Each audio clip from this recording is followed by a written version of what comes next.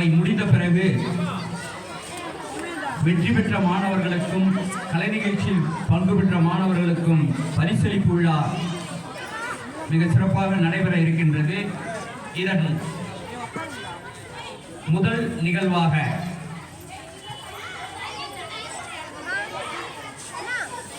வந்திருப்போரை வரவேற்க மாணவர்களுடைய இங்கே வரவேற்பு பாடல் இன்சொல் கூறி உபசரிப்பது தமிழர் பண்பாடு. 28ஆம் ஆண்டு பாவேந்தர் தமிழ் மன்ற தொடக்க விழா, தமிழ் புத்தாண்டு பொங்கல் விழா, அறுவடை திருவிழா ஆகிய முப்பெரும் விழாவிற்கு முழங்கிய சங்கே முழங்கு என்ற பாடலுக்கு பாவேந்தர் தமிழ் மன்ற முத்துகளின் கலைகளில் ஒன்றை நிகழ்த்தி வரவேற்க இதோ வருகின்றார்கள் தரணி குழுவினர்.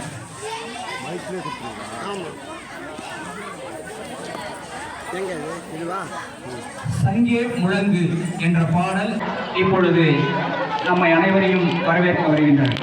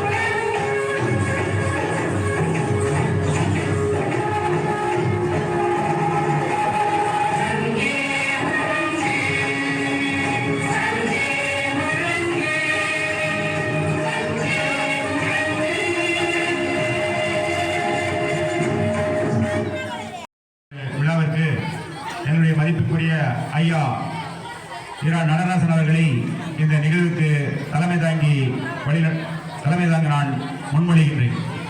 அதை நான் வழிமொழிகிறேன். ஐயா அவர்கள் மேடைக்கு வருமாறு அன்புடன் அழைக்கப்படுகிறார்கள். ஐயா ராம் அவர்கள் இருக்கின்ற என்னுடைய மதிப்புக்கும் மரியாதைக்குரிய இந்த நிகழ்வில் தலைமை தாங்கியிருக்கின்ற ஐயா பேராசிரியர் நடராஜன் அவர்களுக்கும் இந்த நிகழ்வுகளே சிறப்புரை ஆட்ட வருகின்ற ஐயா பிரின்ஸ் கதிரன் பாபு அவர் கல்வியாளர் அவர்களையும் வரவேற்றும் மற்றும் இந்த நிகழ்வுகளிலே பங்கேற்க வந்திருக்கின்ற தோழர் பால்சித்தின் உடற்கல்வி ஆசிரியர் அவர்களுக்கும், தோழர் ஒற்றுமையை வலிமை என்ற தலைப்பில் கருத்தரங்கில் பேச வருகின்ற செய்தி தனஞ்சலி அவர்கள் கல்வியாளர் அவர்களுக்கும், வள்ளுவமும் வாழ்வியலும் என்ற தலைப்பிலே பேச வருகின்ற தோழர் தியாகராஜன் அவர்களையும், யாதும் ஊரே யாவரும் கேளீர் என்ற தலைப்பிலே பேச வருகின்ற முனைவர் யாழினி அவர்களுக்கும் இங்கே வரவேற்கின்றேன். மற்றும் இந்த நிகழ்வுகளை சிறப்பாக அமைத்து இருக்கின்ற வருகை தந்திருக்கின்ற அனைத்து கலைக்குழுவினர் மாணவ செயல்களுக்கும் அவரை வருவன வரவேற்கிறேன். இன்னும் இந்த நிகழ்வுக்காக வருகை தந்திருக்கின்ற தோழர்கள் அனைவரையும் வருவன வரவேற்றும் உங்கள் அனைவருக்கும் பாவேந்தர் தமிழ் என்ற சார்பாக வரவேற்புரையை இத்துடன் முடித்துக் கொள்கின்றேன். நன்றி, வணக்கம். அடுத்ததாக தோழர் ஐயா ரணாசன் அவர்களை தலைமுறையாற்றுமாறு அன்போடு கேட்டுக்கொள்கின்றேன். ஏறிய சுளையும் முற்றல் கழையிட ஏறிய சாரும் பனிமலர் ஏறிய தேனும் காய்ச்சு பாகிட ஏறிய சுவையும் நனி பசு பொழியும் பாலும் தென்னை நல்கிய குளிரிட நீரும் இனியன என்பேன் எனினும் தமிழை எண்ணுயிர் என்பேன் கண்டேன். பேரன்பு பெரியரே, பெருமதிப்பிற்குரியரே, இந்த இடத்திலே கூடியிருக்கக்கூடிய குழந்தைகளே, உங்கள் அனைவரையும் முதலில் என்னுடைய நன்றியினை உங்களுக்கு தெரிவித்துக் கொண்டு நான் சொல்ல விரும்பும் சில கருத்துக்களை உங்கள் முன்னே சொல்ல வேண்டும் என்று கருதுகின்றேன்.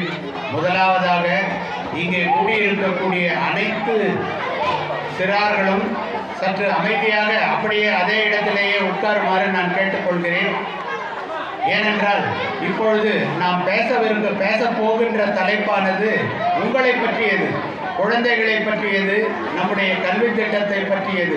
ஆகையினால் அதற்கு முன்னர் இங்கு வந்திருக்கக்கூடிய அனைத்து கல்வியாளர்களையும் சான்றோர் பெருமக்களையும் நாம் நெஞ்சார வாழ்த்தி அவர்களுக்கு என்னுடைய நன்றியினை தெரிவித்துக் கொண்டு சில கருத்துக்களை உங்கள் முன்னே வைக்க வழங்குகின்றேன்.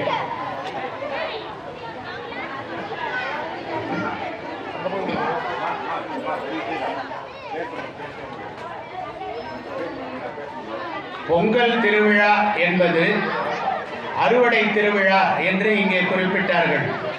பொங்கல் விழா என்பது அறுவடை திருவிழா என்று இருக்கும் பொழுது இதற்கும் மற்ற விழாக்களுக்கும் என்ன வேறுபாடு என்பதனை நீங்கள் கடந்த பல ஆண்டுகளாக இங்கே வந்து பார்த்திருப்பதனால் தெரிந்திருக்கக்கூடும். இருந்தாலும் அதில் ஒன்று இரண்டையாவது நான் உங்களிடையே சொல்ல வேண்டும் என்று கூற விழைகின்றேன். முதலாவதாக, பொங்கல் விழாவை தவிர பிற எல்லா விழாக்களும் கடவுள் எப்படி பிறந்தார், கடவுள் எப்படி இறந்தார், அல்லது கடவுளினுடைய எதிரிகள் யாவர் என்பதை பற்றிய விழாக்களாகவே இதுவரை இருந்திருக்கின்றன. ஆனால் பொங்கல் விழா மட்டும்தான் இதிலிருந்து வேறுபாடானது. பொங்கல் விழா எந்த கடவுளை சாராதது, எந்த பக்கமும் சேராதது. இது இயற்கையை போற்றும் விழா. இந்த இயற்கையை போற்றும் விழா என்பதனால்தான் இதிலே பேசுவதற்கு நம்மிடையே ஆழ்ந்த கல்வியாளர்கள் வந்திருக்கிறார்கள். கடவுளர் பிறந்தது இறந்தது இவற்றை பற்றியெல்லாம் நமக்கு கவலை இல்லை. கடவுள் எப்படி இருக்கிறாரா இல்லையா என்பதை பற்றியும் நாம் இப்பொழுது பேசுவதில்லை. ஆனால் நாம் பேசுவதெல்லாம் இயற்கை அறுவடை திருவிழா என்பது. இது இன்றைய காலகட்டத்திலே மிகுந்த முக்கியத்துவம் வாய்ந்தது என்று கருதுகின்றேன். ஏனென்றால் இன்றைக்கு பார்த்திருக்கலாம், கடந்த 2-3 நாட்களாக நம்முடைய அலைபேசியிலே அல்லது தொலைக்காட்சியிலே அல்லது பிற இடங்களிலே பார்க்கும் பொழுது எல்லோரும் பொங்கல் என்று ஒரு விழா இருந்ததே இல்லை என்று பேச ஆரம்பித்திருக்கிறார்கள். நீங்கள் கவனித்திருக்கக்கூடும், பொங்கல் என்ற ஒரு விழா இல்லவே இல்லை. ஆனால் இருப்பதெல்லாம் ஒரே ஒரு விழா தான். அந்த விழாவிற்கு பெயர் சங்கராந்தி என்று குறிப்பிட்டிருக்கிறார்கள். இந்த சங்கராந்தியை பற்றி ஒரு 100 ஆண்டுகளுக்கு முன்னரேயே நம்முடைய சங்கராச்சாரியர் அவர்கள் சொல்லியிருக்கிறார். அவர் சொல்லுகின்றார், இன்றைக்கு மகா சங்கராந்தி, சற்று கேளுங்கள், இன்றைக்கு மகா சங்கராந்தி, இதை பொங்கல் என்றும் சொல்லுவா. அவர் கூறுகின்றார், இதை பொங்கல் என்றும் சொல்லுவா.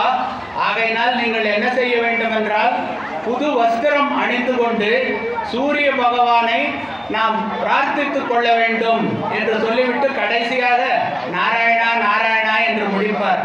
அப்படிப்பட்ட அந்த வழிமுறையானது இன்றைக்கும் மாறவில்லை என்பதனைத்தான் இப்பொழுது நமக்கு காட்டுகின்றார்கள். எப்படி காட்டுகிறார்கள்? இன்றைக்கு இருக்கக்கூடிய நிலையிலே மற்றொருவர் குறிப்பிடுகிறார், பொங்கல் என்பதே இல்லை என்கிறார். பொங்கல் என்பதே இல்லை என்றால் இப்பொழுது நாம் கொண்டாடி கொண்டிருக்கக்கூடிய விழா என்னவாம் என்றால், எல்லாவற்றிற்கும் மகா சங்கராந்தி, இது பாரத தேசம். ஏனென்றால் திரும்ப திரும்ப இவர்கள் கட்டவிழ்த்து விடும் ஒரே கதை, ஒரே தேசம். அந்த தேசத்தின் பெயர் பாரத வருஷம். நம்முடைய தேசத்திற்கு என்ன பெயராம் என்றால் பாரத வருஷமாம். அதே போல ஒரே மொழி. அந்த மொழி எது என்றால் சமஸ்கிருதமாம். அது மட்டுமல்ல, ஒரே பண்பாடு. அந்த பண்பாடு எது என்றால் பாரத பண்பாடு. ஒரே மதம். அந்த மதம் எது என்றால் இந்து மதம். இதுதான் இப்பொழுது நாம் பரவலாக கேட்டுக்கொண்டிருக்கக்கூடிய ஒரு புளித்து போன பேச்சு. இதனை பலரும் எடுத்தெடுத்து கூறிக்கொண்டிருக்கிறார்கள். ஆனால் உண்மையிலேயே இப்படியெல்லாம் இருந்திருக்கின்றதா என்றால் இந்து மதம் என்ற ஒரு மதமே இல்லை என்பதனை நாம் அறிவோம். இந்து மதம் என்பது அரசியல் சட்டபூர்வமாக அங்கீகாரம் பெற்றுவிட்டதே ஒழிய இந்து மதம் என்று ஒன்று எந்த காலத்திலும் இருந்ததில்லை. நம்முடைய ஜோன்ஸ் என்னும் அறிஞர், ஜோன்ஸ் என்பவர் ஹிந்து லா என்பதனை விளக்குவதற்காக இந்த ஹிந்து என்ற சொல்லை குறிப்பிட்டார். அது எப்படியோ ஹிந்து மதம் என்று குறிப்பதாக மாறிவிட்டது. அதிலிருந்து இப்பொழுது இந்து இந்து என்று சொல்லிக் கொண்டிருக்கிறார்கள். நாம் இதனையெல்லாம் எதிர்த்து எதுவும் பேசுவதில்லை. நாம் பேச வேண்டிய தேவையும் இல்லை. ஏனென்றால் அரசியல் சட்டம் நம்மளை இந்து என்று ஒத்துக்கொண்டு விட்டது. ஆகையினால் அதில் வரவில்லை. ஆனால் என்னுடைய குறையெல்லாம் என்ன என்றால் 5000 ஆண்டுகள் பழமையானது, 6000 ஆண்டுகள் பழமையானது என்று கூறுவதைத்தான் நான் எதிர்க்கிறேன். இந்து என்பது இப்போது வந்தது. இந்து இதற்கு முன்னால் 200 ஆண்டுகளுக்கு முன்னால் இந்து என்ற சொல்லே கிடையாது. அப்படி இருந்த நிலைமையிலேயே இந்து என்பதை வலிந்து நம் மீது திணித்து விட்டார்கள். பரவாயில்லை என்று வைத்துக் கொண்டால் கூட இதற்கெல்லாம் அடிப்படையாக இருக்கக்கூடிய காரணத்தை அன்பர்கள் தெரிந்து கொள்ள வேண்டும். ஒரு பழமொழி இருக்கின்றது. அந்த பழமொழியிலிருந்து துவக்கலாம் என்று கருதுகிறேன். 6 கெட நாணல் இடு, ஊரு கெட பூணூல் இடு. ஆகையினால் 6 கெடுவதற்காக என்றால் நாணல் இட வேண்டும், ஊரு கெடுவதற்காக என்றால் பூணூல் இட வேண்டும் என்று சொன்னார்கள். இதைத்தான் இப்பொழுது நாம் வலிந்து கட்டாயம் பின்பற்றப்பட வேண்டிய ஒரு கொள்கை. ஆகையினால் தான் நம்முடைய பெருஞ்சித்திரனார் அவர்கள் குறிப்பிட்டார், அன்பு தமிழனே, அடிமை பிறவியே, எத்தனை காலம் நீ இழிந்து கிடப்பது, ஆயினும் நீயோர் ஆரிய அடிமையே, நாயினும் புழுவினும் நலியும் பிறவியே, முழுமையாய் நீ ஒரு மூடக் களஞ்சியம், பழமை சடங்கின் குப்பை குழினி, இன்னமும் பார்ப்பான் எழுதிய பொய்யையும் பின்னி உரைத்த புராண புழுகையும் உண்மை என்றே உளமாற நம்பி பொன்னையும் பொருளையும் கொட்டி கொடுப்பாய், இனியாகிலும் விழி, இன்றைக்கு இழிவை அகற்று என்று நம்முடைய பெருஞ்சித்திரனார் கூறுவார். அந்த இழிவை அகற்றும் பணியிலே நம்முடைய பாவேந்தர் தமிழ் மன்றம் மிகச் செழிப்பாக மிகச் சரியான பணிகளை ஆற்றி வந்து கொண்டிருக்கிறது. இதற்கு ஒரே ஒரு, நீங்கள் இங்கு இருப்பதனால் உங்களிடையே ஒன்று சொல்லுகின்றேன். நம்முடைய தந்தை பெரியார் அவர்கள் எத்தனை காலம் பாடுபட்டாரோ அவர் அடிக்கடி ஒரு வார்த்தையை சொல்லுவார். அவர் சொல்லுவதெல்லாம், நல்லவனாய் இருப்பது நல்லதுதான், ஆனால் நல்லது கெட்டது தெரியாத நல்லவனாய் இருக்காது. நீ நல்லவனாய் இரு, ஆனால் எது நல்லது எது கெட்டது என்று தெரியாமல் நல்லவனாக இருக்கக்கூடாது. அப்படிப்பட்ட நிலையை நோக்கி நம் தமிழ் சமூகம் சென்றுவிடக்கூடாது என்பதற்காகத்தான் இன்றைக்கு இந்த அறுவடை நாளிலே நான் இந்த கருத்துக்களை எல்லாம் உங்கள் முன்னே வைக்கின்றேன். ஒரு நேர்காணலிலே ஒருத்தர் கேட்டார். அந்த நேர்காணலிலே கேட்டவர் என்ன சொன்னார் என்றால், பிராமணர் அல்லாதார் ஒரு குழந்தையை பெற்றுக் கொள்ளலாம், ஆனால் பெயரிட முடியாது. பிராமணர் அல்லாதார் வீடுகளை கட்ட முடியும், ஆனால் அவர் உள்ளே நுழைய முடியாது. பிராமணர் அல்லாதார் திருமணம் செய்து கொள்ளலாம், ஆனால் திருமண தேதி குறிப்பிட முடியாது. வியாபாரம் செய்யலாம், ஆனால் நல்ல நேரத்தை பிராமணன் தான் சொல்ல வேண்டும். நன்மை தீமை பற்றி எந்த அறிவும் இல்லாதவர்கள் என்று நமக்கு பெயர் வந்துவிட்டது. ஆகையினால்தான் நாய், பூனை, மரம், செடி, கொடி, விதவை இவர்களையெல்லாம் பார்த்து நாம் புறக்கணிக்கிறோம். கல்வியிலிருந்து எல்லோரையும் ஒதுக்கி வைத்து விட்டார்கள். நாம் அந்த உணர்வு இல்லாமல் இருந்தோம். இப்பொழுது திராவிட இயக்கம் வந்த பிறகுதான் இந்த கல்வியில் நாம் எல்லோரும் படிக்க வேண்டும் என்ற எண்ணமே உருவாகி இருக்கிறது. ஊதியத்தை நாம் அதிர்ஷ்டம் என்று எண்ணுகின்றோம். அப்படியெல்லாம் இல்லை. நோய் என்பது தெய்வத்தின் கோபம் என்று கருதுகின்றோம். அதையெல்லாம் மாற்ற வேண்டிய காலம் வந்துவிட்டது. எனக்கு மிகவும் பிடித்த ஒரு பழமொழியை சொல்ல வேண்டும் என்றும் கருதுகின்றேன். பகிஷ்கரித் பாரத் என்ற மராட்டி இதழிலே அம்பேத்கர் குறிப்பிட்டார். இதனை நீங்கள் எல்லோரும் தெரிந்து வைத்திருப்பீர்கள். வெறி கூட்டத்தால் பறிக்கப்பட்ட நமது உரிமைகளை வேண்டுகோளால் பெற முடியாது. மீண்டும் கூறுகிறேன், வெறி கூட்டத்தால் பறிக்கப்பட்ட நமது உரிமைகளை வேண்டுகோளால் பெற முடியாது. வீறு கொண்டு எழுங்கள். ஆடுகளைத்தான் ஆண்டவன் பெயரால் வெட்டி கொள்வார்கள், சிங்கங்களை அல்ல. என் அன்பிற்குரியவர்களே, நீங்கள் ஆடுகளாக இருந்து சாக வேண்டாம், சிங்கங்களாக இருந்து சீர வேண்டும் என்று குறிப்பிட்டார்கள். அதனை மீண்டும் மீண்டும் நினைவுபடுத்திக் கொள்ள வேண்டும். நீங்கே இருக்கக்கூடிய பல பெரியவர்கள் காமராசரை பற்றி தெரிந்திருக்கக்கூடும். காமராசர் அவர்கள் ஒரு கருத்தை சொன்னார். அந்த கருத்திலிருந்து தான் நாம் ராமர், கிருஷ்ணர் என்பதெல்லாம் கற்பனை பாத்திரம். இது நம்முடைய ஏட்டிலே பதிவாகி இருக்கிறது. காமராசர் அவர்கள் கல்வி கடல், கல்வி தந்தை காமராசர் என்று சொல்லுகின்றோமே. காமராசர் ராமரை பற்றியும் கிருஷ்ணரை பற்றியும் சொல்லும் பொழுது ராமர், கிருஷ்ணர் என்பதெல்லாம் கற்பனை கதைகள். நம் ஆளுக்கு அவர் சொன்னதை அப்படியே படித்து காட்டுகிறேன். நம் ஆளுக்கு கடவுளுக்கு சினிமா கட் அவுட் வைக்கிற மாதிரி அந்த காலத்திலும் வர்ணிக்கப்பட்ட ராமனுக்கும் கிருஷ்ணனுக்கும் கோயில் கட்டிவிட்டான். அவங்களை வச்சு கட்சி கட்ட ஆரம்பிச்சுட்டான். அவனுக்கு தெரியும் ராமன் ஆண்டவன் இல்லைன்னு. யார் சொன்னது? நம்முடைய பெரிய காமராசர் அவர்கள் சொன்னார். நரகாசுரன் கதையை சொல்லி தீபாவளி கொண்டாடினான். நவராத்திரி கதையை சொல்லி சரஸ்வதி பூஜை கொண்டாடினான். விக்னேஸ்வரனை சொல்லி கொழுக்கட்டை படைத்தான். இதெல்லாம் எதற்காக வென்றால், காமராஜர் சொல்லுகின்றார், நான் எந்த காலத்திலும் தீபாவளி கொண்டாடியதில்லை, எந்த காலத்திலும் எண்ணெய் தேய்த்து குளித்ததில்லை, புதுசு கட்டினதும் இல்லை. பொங்கல் மட்டும்தான் நம்முடைய பண்டிகை. பொங்கல் ஒன்றுதான் நம்முடைய பண்டிகை. நம்ம சமூகம் விவசாய சமூகம். அதுக்கு நம்ம கலாச்சாரத்தோடு ஒட்டுன விழாதான் பொங்கல் விழா என்று மிக அழகாக குறிப்பிட்டார். கடைசியாக ஒன்றை குறிப்பிடுகின்றார், அந்த மனுஷன் நல்லா இருக்கணும், அதுதான் வழிபாடு. ஏழைகளுக்கு நம்மாலான உதவிகளை செய்யணும், அதுதான் பிரார்த்தனை. தெய்வம்னு ஒன்று இருந்தால் அது நம்மை வாழ்த்தும் என்று முடிப்பார். இந்த இடத்திலே இங்கு இருக்கக்கூடிய பெரியவர்கள் எல்லோரும் என்ன தெரிந்து கொள்ள வேண்டும் என்றால், தெரிந்தோ தெரியாமலோ இன்றைக்கு நம்மை ஒரு கருமேகம் சூழ்ந்து கொண்டிருக்கிறது.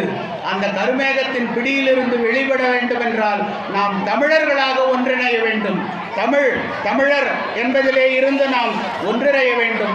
அதற்காக நம்மிடையே உரையாற்றுவதற்காக தமிழ் திருநாள் என்பதை பற்றி பால் சத்தியன் அவர்களும், ஒற்றுமையே வலி என்பதை பற்றி சீனி தனஞ்செழியன் அவர்களும், வள்ளுவமும் வாழ்வியலும் என்பதை பற்றி தியாகராஜன் அவர்களும், யாதும் ஊரே யாவரும் கேளீர் என்ற பொருளிலே முனைவர் யாழினி அவர்களும் நம்மிடையே மிக அழகாக விவாதங்களை எடுத்து கூறுவதற்காக வந்திருக்கும், சிறப்புரையாற்றவிருக்கும் பிரின்ஸ் கஜேந்திர பாபு ஐயா அவர்கள் இலக்குகளும் இளைய தலைமுறையும் என்ற தலைப்பிலே பேசுவதற்காக இருக்கிறார்கள். நீங்கள் அனைவரும் இதனை கேட்டு பயன்பெற வேண்டும் என்று கூறிக்கொண்டு வாய்ப்பளிக்க உங்கள் அனைவருக்கும் நன்றி கூறி அமைகிறேன். நன்றி, வணக்கம்.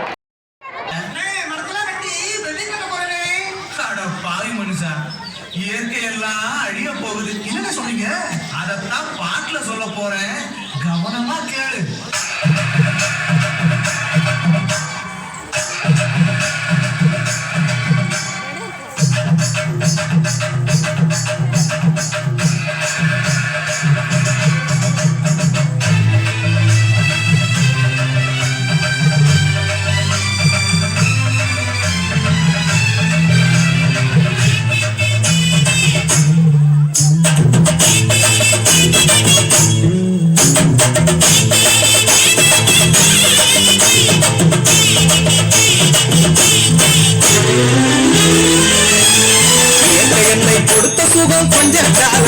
இன்னும் கொஞ்ச காலம்தான், மரங்களிலே கிளை இருப்பதும் கொஞ்ச காலம்தான், இன்னும் கொஞ்ச காலம்தான்.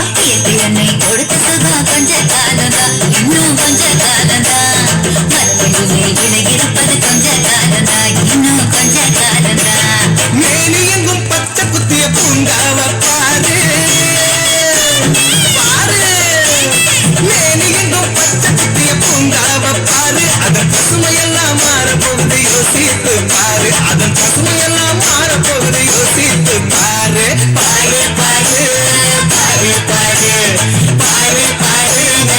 யோசித்து பாரு எதையுமே கொடுத்ததுதான் கொஞ்ச காலந்தா இன்னும் கொஞ்ச காலந்தா மரங்களிலே கிளை இருப்பது கொஞ்ச காலந்தா இன்னும் கொஞ்ச காலந்தா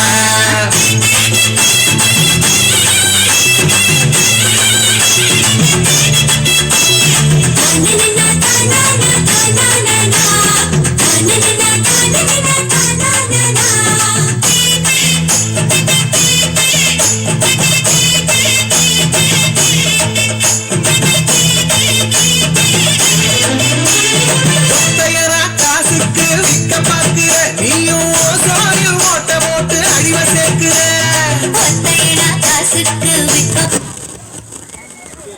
தோணில் ஓட்ட போட்டு அழிவ சேர்க்கிறேன் ஏசி அறையின் குளிர் நீயும் உறங்கி பார்க்கிற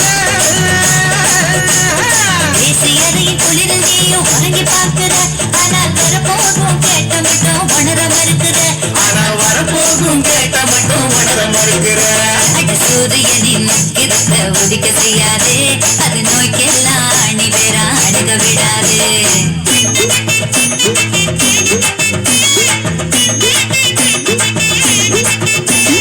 பழைய கால வாழ்க்கை தந்த பரவசம் பாரு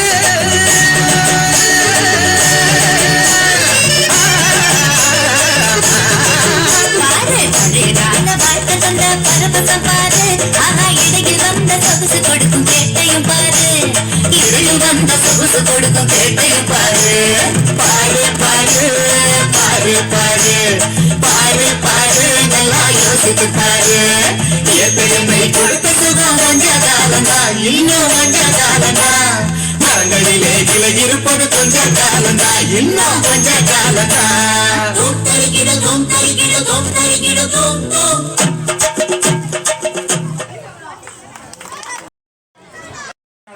அதனால கொஞ்சம் அவங்களுக்கு உறுதுணையாக இருக்க மாதிரி கேட்டுக்கொள்கிறேன்.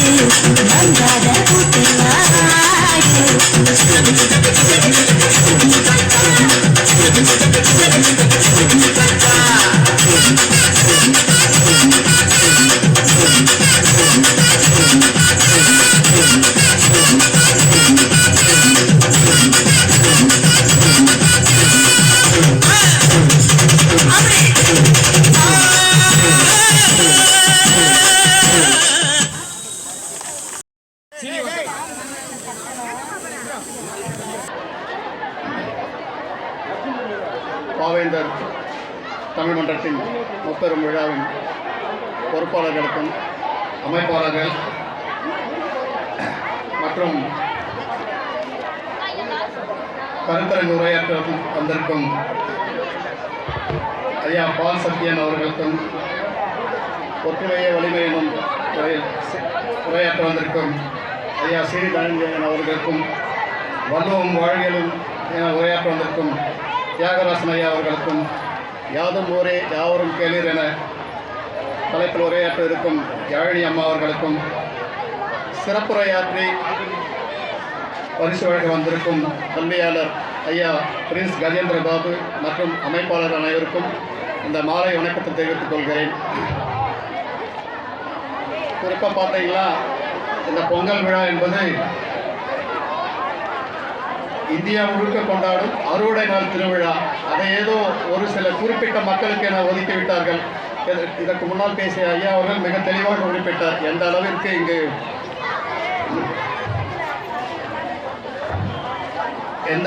இங்கு கலப்படம் நிறைந்திருக்கிறது என்பதை மிக தெளிவாக குறிப்பிட்டார். அதே மாதிரி இந்த திருவிழா சமத்துவம் சகோதரத்துவம் அனைத்தும் பொருந்திய ஒரு விழா. மற்ற எல்லா விழாக்களும் சிலர் மட்டுமே கொண்டாடுவார்கள். ஆனால் இந்த பொங்கல் திருவிழா மட்டும் அனைவரும், அனைத்து தரப்பு மக்களும், அனைத்து இன ஜாதி மதம் எதுவுமே இல்லாமல் உழவர் திருவிழா, அறுவடை நாள் திருவிழா எனும் திருவிழாவாக கொண்டாடி கொண்டிருக்கிறார்கள். அதிலும் குறிப்பாக இந்த பாவேந்தர் தமிழ் மன்றம் திருவள்ளூர் ஆண்டு 2055ஐயும் பொங்கல் விழா மன்றத்தின் 28வது ஆண்டு விழா என அனைத்தையும் ஒருங்கிணைத்து ஒரு முப்பெரும் விழாவாக மிக சிறப்பாக நேற்றிலிருந்து கொண்டாடி கொண்டிருக்கிறார்கள். அவர்களுக்கு பாராட்டுகளையும் வாழ்த்துக்களையும் தெரிவித்துக் கொள்கிறேன். தற்போது பார்த்தா இன்று திருவள்ளுவர் தினம். ஆனால் திருவள்ளுவர், நாம் கண்ட திருவள்ளுவர் எல்லாம் கையில் ஒரு ஓலைச்சுவடியும் தாடி வைத்த ஓலைச்சுவடியும் எழுத்தாளி வைத்த திருவள்ளுவர் தான். ஆனால் சமீபத்தில் பார்த்தால் இன்றைய கூட நெஞ்சு பதறுகிறது. அவரை காவி அடித்து பட்டையும் பட்டையும் அடித்து ஏதோ ஒரு சாரருக்கான அவரை ஆக்கிரமிப்பு செய்ய பார்க்கிறார்கள். ஸோ அதையெல்லாம் அகற்றி நாம் விழிப்புடன் இருந்து திருவள்ளுவர் இந்த உலக பொதுமை திருக்குறளை தந்து தமிழை உலகெல்லாம் எடுத்துச் சென்ற ஒரு பொதுமறையாளர் என்பதை நாம் உறுதிப்படுத்திக் கொள்ள வேண்டும். ஆனால் இப்போது இந்த காலகட்டத்தில் அவரை ஏதோ ஒரு சிலர் மட்டும் தங்கள் சுயநலத்திற்காக, தங்களை சார்ந்த அந்த கட்சிக்காகவும் அவரை அபகரிக்க பார்க்க முயற்சி சென்று கொண்டிருக்கிறார்கள். சிறுக சிறுக எல்லா இடத்திலும் அந்த கோஷ்டி வந்துவிட்டது. அதனால் அனைவரும் விழிப்புடன் இருக்க வேண்டும். இந்த மாதிரி விழாக்களை நிறைய நடத்தி ஒரு மக்களுக்கு ஒரு விழிப்புணர்வை ஏற்படுத்த வேண்டும். குறிப்பாக இந்த மாணவ சமுதாயங்கள், பொதுமக்கள், அடித்தட்டு மக்கள் அனைவரும் இதை மிகவும் நேர்த்தியாக இதை புரிந்து கொண்டு என்ன செய்ய வேண்டும், அடுத்து என்ன கற்றுக்கொள்ள வேண்டும் என்று நாம் அதை எடுத்துக்கொண்டு செல்ல வேண்டும். அதோடு இந்த அழைப்புகள் மிக அழகாக குறிப்பிட்டிருக்கிறார். நமது கோரிக்கைகள் தான் அதிலே தெளிவாக சொல்லிட்டேன். இது ஒரு விண்ணப்பமே கொடுக்கலாம். அரசாங்கத்திற்கு இந்த 10 கோரிக்கையை ஒரு விண்ணப்பமே கொடுக்கலாம். தமிழ்நாட்டில் உள்ள அனைத்து கோவில்களும் தமிழிலேயே வழிபாடு நடத்த வேண்டும் என்று முதற்கொண்டு தனியார் கல்வி நிறுவனங்கள் கல்வி கட்டணத்தை குறைக்கும் நடவடிக்கை என 10 கோரிக்கைகள் வைத்திருக்கிறார்கள். ஐயா பிரின்ஸ் கஜேந்திர பாபு அவர்கள் இதை சிறப்பாக இதை எடுத்து சென்று அரசின் கவனத்திற்கு கொண்டு சென்று இதில் எவ்வளவு முடியுமோ அதை நாம் சாதித்து காட்ட வேண்டும். அதே மாதிரி சிறுக சிறுக ஐயா சொன்னார், ஆற்றை கெடுக்க வேண்டாம் நாடல் நடை என்று. ஆனால் இப்போது என்ன சொல்ற, ஒரு மொழியை அழிக்க வேண்டுமானால் ஒரு இனத்தை அழிக்க வேண்டும், மொழியை அழித்து விடு என்று சிறுக சிறுக சிறுக தமிழை அழித்து வர பார்க்கிறார்கள். தமிழை மட்டுமல்ல, நம்முடைய வாழ்வாதாரத்தையும் அழிக்க பார்க்கிறார்கள். ஏனென்றால் மொழியை அழித்து இனத்தை அழிக்க பார்க்கிறார்கள். கல்வியை மறுத்து அந்த மொத்த இனத்தையுமே அழிக்க துடித்து கொண்டிருக்கிறார்கள். ஸோ அனைவரும் மிகவும் விழிப்புணர்வோடு இருக்க வேண்டிய காலகட்டத்தில் இருக்கிறோம். இந்த மாதிரி விழாக்களை அடிக்கடி நடத்தி மக்களுக்கு விழிப்புணர்வை ஏற்படுத்த வேண்டுமாறு கேட்டுக்கொள்கிறேன். கடைசியாக இவர்கள் சூளுரை, மிகவும் அருமையான சூளுரை கொடுத்திருக்கிறார்கள். அதில் கடைசி ஒரு சூளுரை, சாதி மத கட்சி வேறுபாடுகளை கடந்து தமிழர்களை ஒன்றிணைவோம் என்பதை மறுபடியும் சூழலித்து வாய்ப்புக்கு நன்றி பாராட்டி நன்றி, வணக்கம். அழகாக தங்களுடைய ஆழமான கருத்தை உங்களிடம் பதிவு செய்தார். ஐயா முதல்ல இந்த தடவை தான் நம்ம பாவேந்தர் மன்றம் இதுக்கு இணைஞ்சு வந்தார். நம்ம கேட்டதுமே மிகப்பெரிய ஒரு உதவியை செய்தார். அவருக்காக நம்மளுடைய ஒரு நினைவு பரிசினை தோழர் யாழினி அவர்கள் அளிப்பார்கள்.